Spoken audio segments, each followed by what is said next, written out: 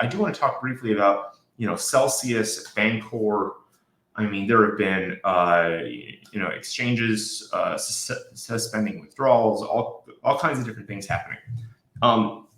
Essentially, what's going on is similar to Terra in some ways.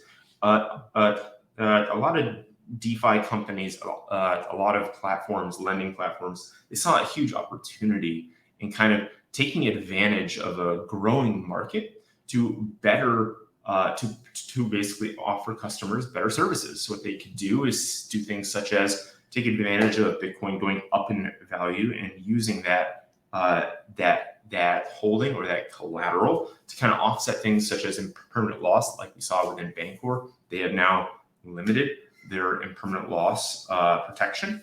And we saw something similar in Celsius, basically using the upward trends of the market to provide better returns for people that participate. And that's great. I think that was great. It's a very interesting way to approach things. It's a very interesting way to direct things. And it's not too hard to draw similarities between what they're doing, what they've done with their platforms, and what we're doing with UpV2, with one kind of major difference here. UpV2 is not collateralized by a different token. It's going to be entirely collateralized by the native token, which means that it can always be reinstated. So we're not taking the tokens that are backing up and buying Bitcoin in hopes that it goes up in value so we can give a better return with some downside risk. No, we're just taking the native tokens that we have and using existing staking lending platforms on those tokens to provide better returns. Is it as flashy as buying a bunch of Bitcoin at a low in hopes that the market bounces back to 50K and giving everybody a 75% return?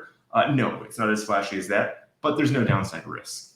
And that's kind of informed a lot of the decisions that we make. And that's why when you look at things like solving impermanent loss, we have a really interesting approach here.